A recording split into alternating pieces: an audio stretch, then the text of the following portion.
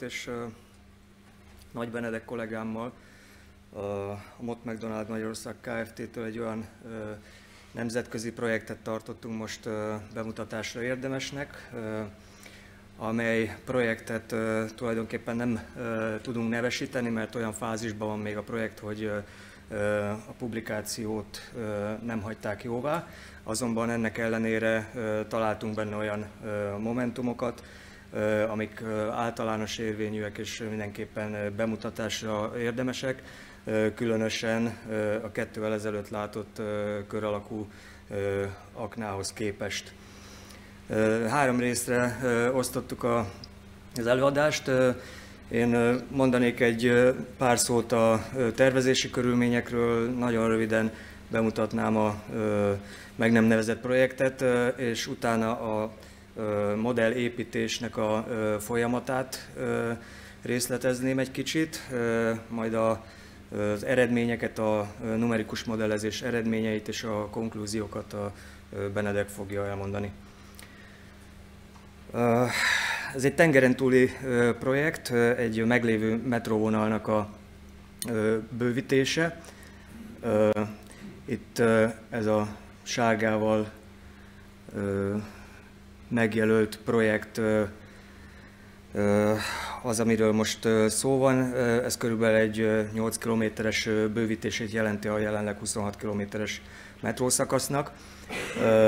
A fő szerkezeti elemei ennek a metróbővítésnek természetesen egy vonali alagút, ez egy 2 vágányú vonali alagút, 2 irányú közlekedést biztosít, viszonylag nagy átmérővel, ez majdnem 11 méter az átmérője. Épül 3 új állomás, és ami a mi szempontunkból érdekes, az a 7 darab vészkijárati műtárgy. Ezek aknákat, illetve a vonali alagúthoz kapcsolódó vízszintes átkötéseket jelenti. Csak egy számot írtam ide föl a projekt volumenét érzékeltetni. Ez 4, tehát másik 3 metró vonal bővítést is magába foglal ez a büdzsé, amit itt angol fontba átszámítva látunk. Hogy a Mott MacDonald hogy került ebbe a projektbe, ez egy időábrán látszik. Ugye 2020-ban kezdődött az előkészítése ennek a projektnek tervezés részről. Elindult egyébként, tehát a vonali alagutat fúrják, és mi 2022-ben kerültünk ebbe a projektbe bele. Először egy 30, majd egy 60%-os tervfázis kidolgozásával. Várjuk a kiviteli tervezés indulását. Az egész projekt nagyjából 2029-ben fog megvalósulni. Itt a jelenlegi állapota látszik, ugye a jobb felső sarkon a pajzsindító műtárgynak a cölöpfalas munkatérhatárolása alatta látni, hogy be is szerelt, illetve szerelik össze a TBM-et, és az elkészült alagút eleje látható a baloldali képen. Ez a vonali alagút, ez a jövő évben el is készül. Röviden a geológiai körülményekről, hogy mik határozták meg tulajdonképpen azt a környezetet, amiben ezt az aknát el kellett helyeznünk. Ugye a geológiai értelemben az alapkőzet az egy elég régi 450-500 millió éves kőzetre települt agyagpalamészkő réteg. Ezt a 70 méter mély fúrásokkal egyébként el is lehetett érni, azon okból, hogy ferdén helyezkednek el ezek a rétegek, és az erre települt negyedidőszaki rétegződés az nagyjából egy 50 méter vastagságú, tehát a 70 méteres fúrásokban már a mérnöki szempontból alapkőzetnek tekintett rétegek is megjelentek. A negyedidőszaki üledék az általában homok, illetve tavi mederüledék, iszapos agyagos rétegek, ezek váltakoztak. Itt egy speciális, angolul till-nek nevezett, úgynevezett gletscher üledék az, ami sok helyen a rétegződésben megjelent, tehát ennek a negyedidőszaki üledéksornak a tulajdonságait a gletscher, illetve a jégkorszak nagyban meghatározta. Ugye ennek bizonyítékait is lehetett látni, óriási görgetegeket, sziklákat találtak meg a projekt előző kivitelezései során. Ugye ezeket a gletscher mozgatta és tette le adott helyen. Szeizmicitását tekintve alacsony, illetve mérsékelt nek tekinthető a terület. Itt az alsó két képen csak azt szerettem volna érzékeltetni, hogy ez a negyedidőszaki üledék, ez a felszínen több helyen megjelent, és ilyen szép geológiai képződményként mutatta meg magát. A bal alsó ábrán lehet látni, hogy 60-80, akár 90 méter magas, majd függőleges falban megállt. Ezek azonban az időjárás, illetve a víz hatására, amit a jobb oldalon látunk, erősen erodálva vannak, azért is lehet látni itt a védművet a már jobban erodált rész előtt. Talajmechanikai jellemzőket tekintve ez egy hosszelvény az akna környezetében.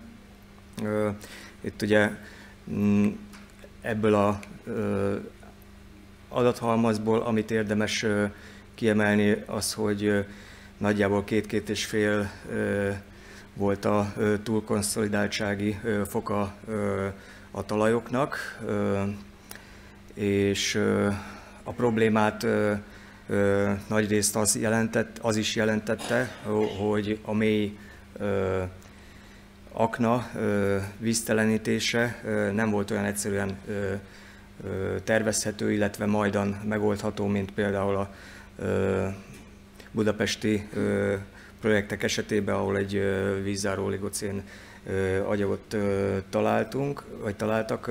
Itt azért a legkisebb szivárgási tényező sem jelentett vízzáró réteget, ennek természetesen tervezési és kivitelezési vonzatai is voltak, illetve hát ugye a K0 értékeket, hogyha nézzük, akkor ugye itt egyhez közeli érték is megjelent, tehát ez ugye a vízszintes feszültségek az alagútfalazat méretezése során jelentett kihívást.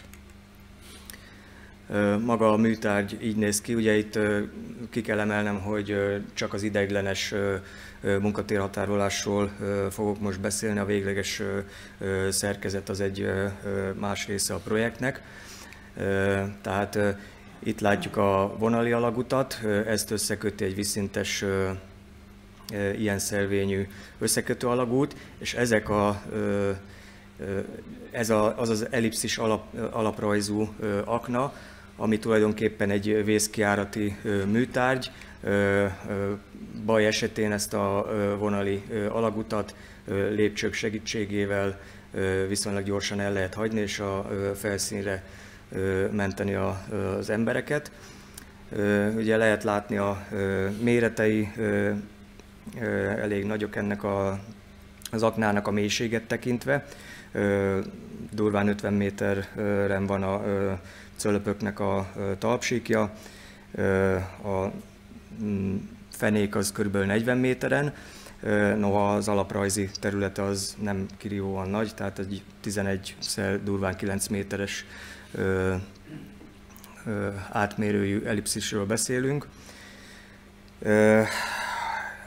Azonban ez a 2 méter differencia az ellipszis tengelyeiben már elég sok problémát okozott.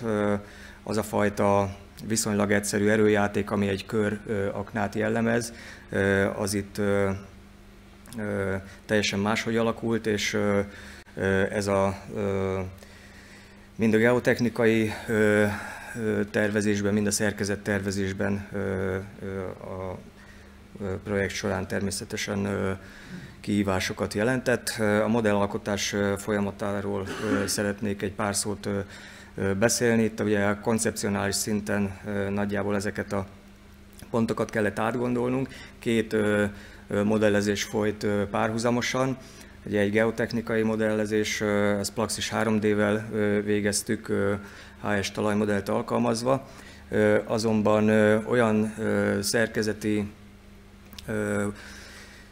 szempontja is voltak ennek, hogy szerkezeti modellezést is célszerű volt bevonni a legkényesebb pontjainál ennek az aknának, hiszen például a csatlakozás, ahol a vízszintes összekötő alagút és az akna csatlakozik egymáshoz, ott egy 5x8 méteres áttörést kellett ezen az aknafalon tervezni, és el lehet képzelni, hogy ott mekkora feszültségcsúcsok alakultak ki, tekintve az óriási víznyomást, illetve földnyomást, tehát ide kiegészítő acél szerkezeteket kellett tervezni, ennek a lekövetését, illetve a geotechnikai modellnek egyfajta visszaellenőrzését is hivatott volt szolgálni a szerkezeti modell. Természetesen a szerkezeti modellnek a rugalmas ágyazásához az adatot a Plaxisból nyertük. Ugye nem lineáris, statikus, illetve pseudostatikus vizsgálatokat végeztünk, utóbbit egy egyszerűsített földrengés vizsgálathoz. A pórus víznyomás modellezése az egy elsődleges kérdés volt. A már említett vízzárósági problémák miatt a geometriai lehatárolása a modellnek, azt ez a zölddel jelölt rész jeleníti meg. Nem volt értelme a teljes valós környezetet bemodellezni, hiszen mi tulajdonképpen a 60%-os tervfázisban ennek az aknának a cölöpjeit szerettük volna leginkább megfogni olyan szinten, hogy a vasalását, a kivitelezhetőségét, illetve az akna erőjátékára koncentrálva ennek a mondjuk úgy redukált modellnek a működését szerettük volna látni, tehát elégségesnek tartottuk a csatlakozást, illetve azon túl egy bizonyos részét az összekötő alagútnak még bemodellezni. Az egyeztetett kivitelezési fázisoknak a lekövetése az viszont fontos volt, mert kivitelezői oldalról mindenképpen szükséges volt a majdan valójában megépülő szerkezetnek a valós építési fázisait modellezni, amit itt látunk.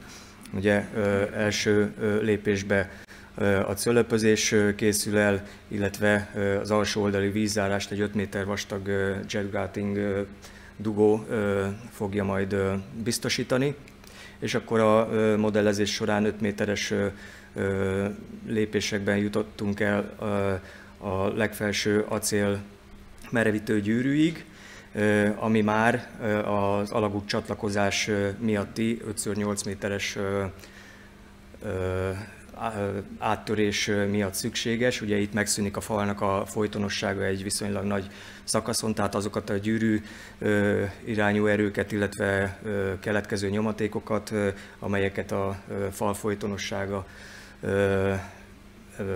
előidéz, illetve felnagyít, azokat valahogy valamilyen egyéb szerkezettel, kiegészítő szerkezettel fel kellett venni.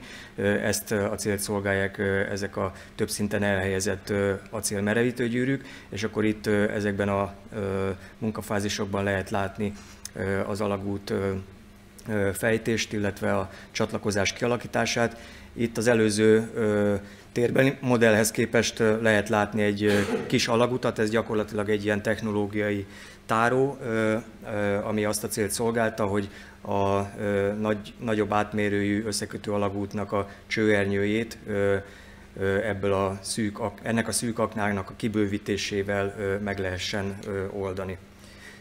tehát ez a végleges szerkezetnek nem volt része, viszont építés szempontjából fontos volt. Itt a Plaxis modell látható, viszonylag nagy kiterjedésű, alaprajzilag is, mélységet tekintve is, azokkal a talajrétegekkel, amit egy pár diával előtt bemutattam.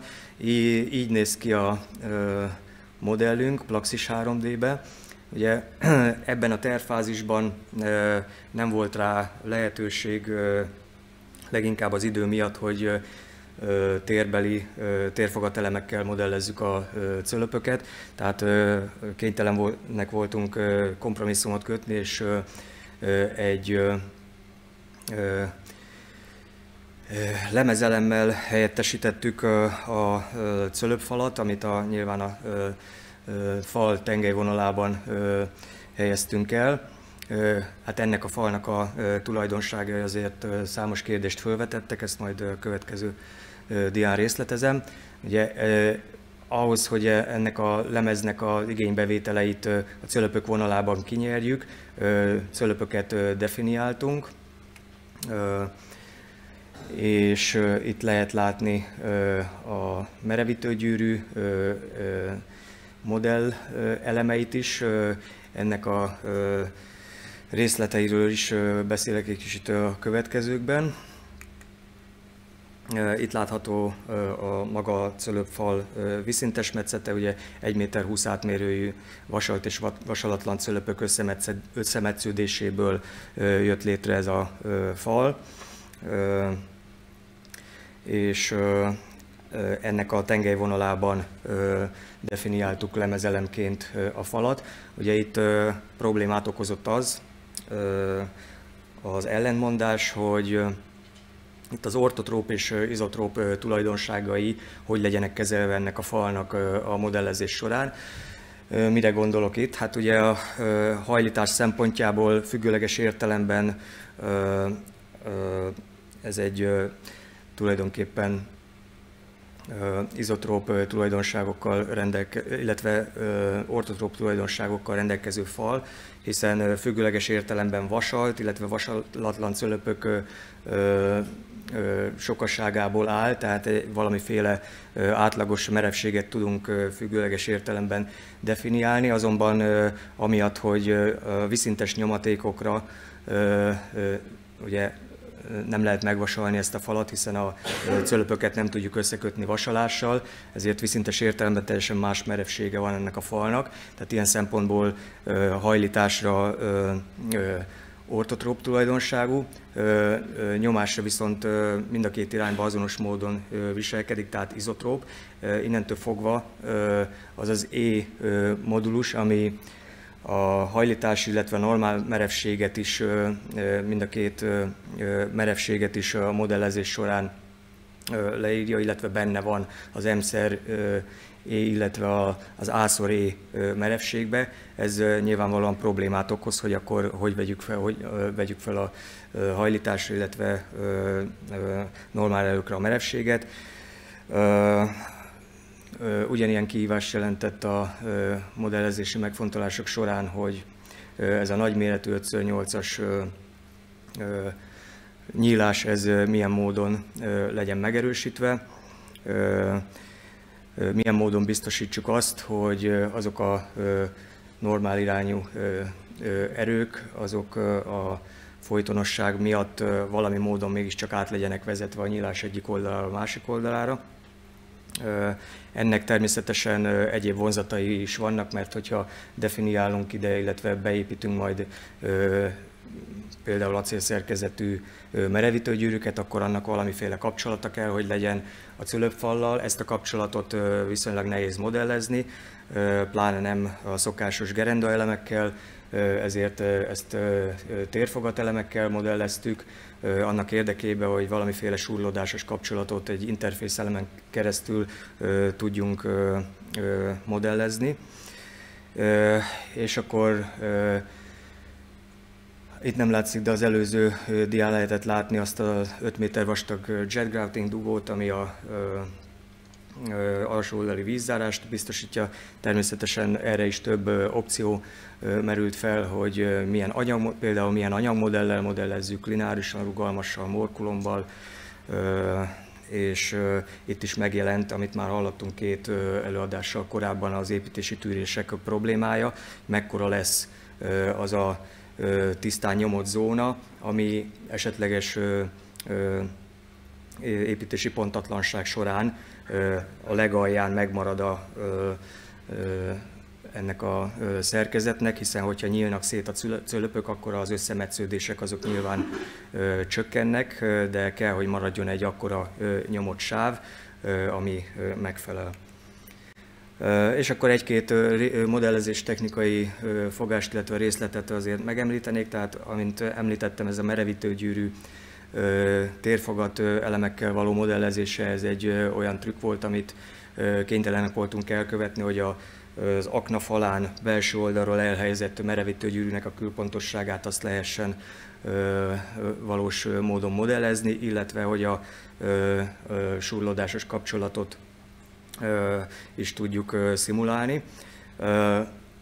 Amint már említettem, a cölöpöket is definiáltuk, ezt viszont úgynevezett dummy elemekkel tettük, annak érdekében, hogy az igénybevételeket a lemezből a cölöpök vonalába ki tudjuk nyerni, de az erőjátékot ne befolyásolja ezeknek a dummy gerendáknak a jelenléte, tehát egy megfelelő merevség csökkentő szorzóval vettük fel ezeknek a merevségeit, és onnantól kezdve, hogy az alakváltozásai ennek a lemez közepén definiált gerendaelemnek megegyeznek a lemezzel, onnantól kezdve a megfelelő merevségi szorzóval ki tudjuk nyerni az adott vonalban a lemezben az igénybevételeket. Ez ugye azért volt fontos, hiszen különösen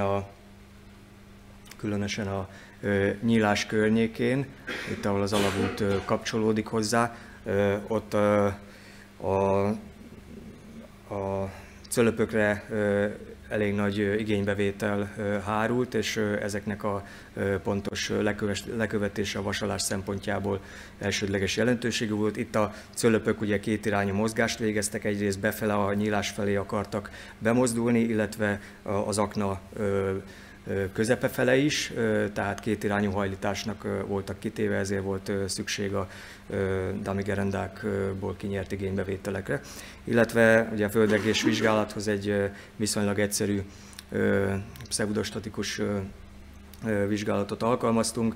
Nem állt rendelkezésre dinamikus talajparaméter, ezért ezt a statikus merevségből származtattuk.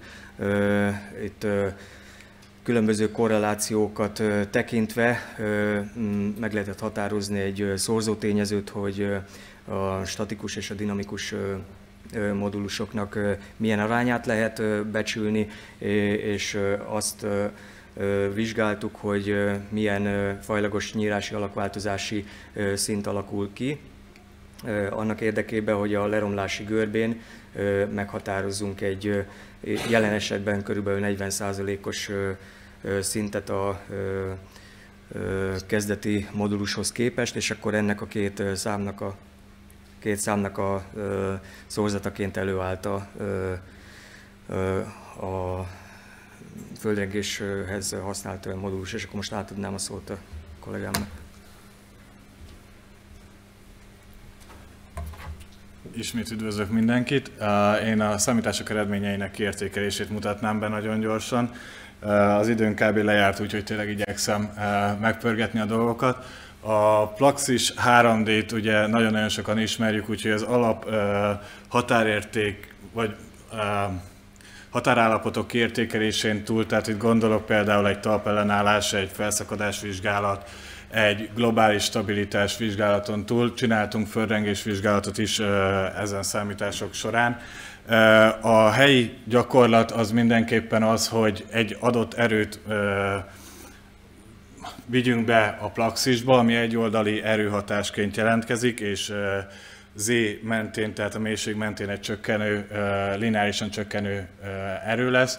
Mi azonban próbáltunk egy kicsit komolyabb vizsgálatot is elvégezni, ezért a pseudostatikus vizsgálatot is, tehát egy gyorsulási vizsgálatot is bevittünk a modellbe. Ez volt talán a legérdekesebb határállapot vizsgálata a modellnek. Normál esetben, még a földrengés előtt, amit láthatunk az elmozdulási ábrákon, tulajdonképpen ami a lényeg, hogy a bal oldalon minden esetben, pontosabban máshogy fogalmazok, az első ábra pár, az tulajdonképpen az áttörésekkel párhuzamos, a jobb oldali pár pedig az áttörésekre merőleges elmozdulásokat mutatja. Mind a két esetben elforgattam őket 180 fokkal azért, hogy látszódjon minden irányból tulajdonképpen a mozgáskép. A kör aknákhoz képest jelentős oválosodás látható ezen a területen, főképpen az áttörések környékén rájuk merőlegesen, tehát az áttörésekre merőlegesen, míg fönt az áttörésekkel párhuzamos oválosodás, tehát megpróbáló alapvetően összenyomódni a földnyomás hatására az egész akna. A földrengés hatására az látható, hogy amikor csak a teheralapú megközelítést vizsgáltuk, akkor az egyik oldal szépen benyomódik tulajdonképpen a teher hatására, de a másik oldalról egy passzív megtámasztást kap, ami egy földrengés esetén nem reprezentálja szerintünk valósan a tényleges mechanizmusokat, és a gyorsulás alapú elmozdulás pedig sokkal szebben mutatja, hogy a talajjal együtt próbálna elmozdulni az akna, és ezt sikerült elég jól prezentálni és elfogadtatnunk is a későbbiekben. Az igénybevételi ábrákon, amit szeretnék itt mutatni, hogy ugye Szilárd korábban említette, a vasolt-vasolatlan cölöp váltakozásának hatására a vízszintes irányú nyomatékokat nem lehet figyelembe venni, és a baloldali képpár azt mutatja, a vízszintes irányú nyomatékokat mutatja, és nagyon jól látszik, hogy csak a merevítő gyűrűk vesznek föl vízszintes irányú nyomatékokat, tehát azok továbbítják és próbálják átvenni a nyílásoknak az igénybevételeit. A függőleges nyomatékok pedig teljesen szépen megjelennek a vasalt cölöpökben. Ugye mivel ez egy folytatólagos lemezfelület, ezért maga a függőleges nyomatéki rendszer is egy kis simított nyomatékként jelenik meg. Természetesen a valóságban ezek oszlopszerű nyomatékok, amelyek között a vasalatlan cölöpökben ezek nem jelennek meg, de ezt majd a részlettervezés során megpróbáljuk kicsit pontosabban modellezni. A merevítő gyűrűk pont az ovalásodás miatt meg kellett őket támasztanunk belső dúcrendszerekkel, ezeket itt látjuk mind elmozdulás és nyomatéki, illetve normál erő ábrákon keresztül. Jól látható, hogy egyébként a dúcok kapcsolatánál jelentős normál erő és nyomatékugrás is szerepel, ezért azokat külön kellett vizsgálni, és ezeket az értékeket mi csak összehasonlításként adtuk be a szerkezetes modellbe, és ők végezték a részlettervezést. A dummy beamek, az úgynevezett dummy beamek kapcsán nagyon szépen látható elmozdulásképeken azt láthatjuk, hogy tulajdonképpen konzolosan próbálnak viselkedni a cölöpök, ami viszont érdekes, hogy a mellette, tehát közvetlenül az áttörés melletti cölöpök is hasonlóképpen kiasasodnak. Ez tulajdonképpen a merevítő gyűrűk erőjátékának a hatása, hogy együtt dolgoztatja az egész rendszert. A nyomatéki ábrákból, amit itt nagyon fontos kiemelni, hogy tulajdonképpen legnagyobb igénybevétel minden esetben az áttörés közvetlen közelében megtalálható teljes értékű cölöpökben jelentkezik. Ugye ezt említette Szilárd is korábban, hogy nem csak a sugárirányú nyomatékok jelennek meg, de húrirányú nyomatékok is jelentős mértékben előjönnek, amire méreteznünk kell a szerkezetet. A helyi, tehát ennek az országnak, ahol a projekt található, az egyik egyeteme kifejlesztett egy Response 2000 nevezetű szoftvert, ami szerintem egyébként, mivel ingyen elérhető bárki számára, én nagyon javaslom esetleg, aki szeretne ilyennel foglalkozni, mert egy kimondottan jól használható, nagyon szépen leegyszerűsített szoftver, és ami az én gyakorlatomban eddig nem szerepelt, hogy nem csak nyomatéki repedéstágasságot vizsgál, de nyírási repedéstágasságot is belevesz a számításokba, és ezáltal egy lényegesen megnövelt reptágot figyelhetünk meg a Magyarországon megszokott gyakorlattal szembe. Itt, aki szemfüles, az észrevehető, hogy egy elég érdekes kialakítás jelenik meg a belső vasak kapcsán. Erre csak hoztam egy képet, hogy igen komoly vasakat is, vagy armatúrákat is létrehoztak ezen a területen.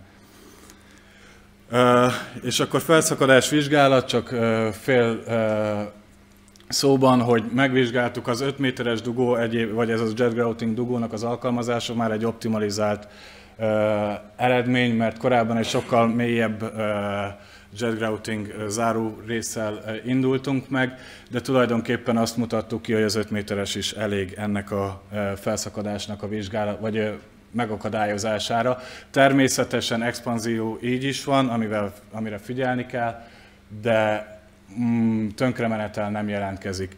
És végül konklúzióként elmondanám, talán azt kevésbé hangsúlyoztuk ki, hogy az ellipszis akna, miért is kellett, hogy ellipszis aknánk legyen.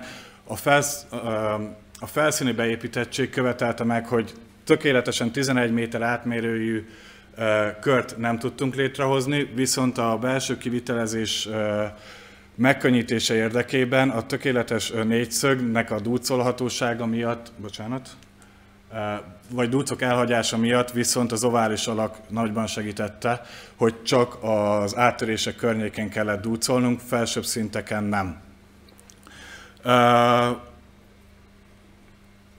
A nagyméretű áttörések egyébként a gyűrűirányú erőket megszakítják, tehát ezért van az, hogy följebb nem kellettek dúcok, lent viszont az áttöréseknél igen, tehát hogy fent. Hasonlóképpen természetesen a köraknához képest nagyobb oválosodás mentén, de gyűrűirányú erővel fel lehet venni vagy az igénybevételeket, lent az áttöréseknél nem, ezért kellettek a merevítő gyűrűk ehhez a szerkezethez. És köszönjük szépen a figyelmet!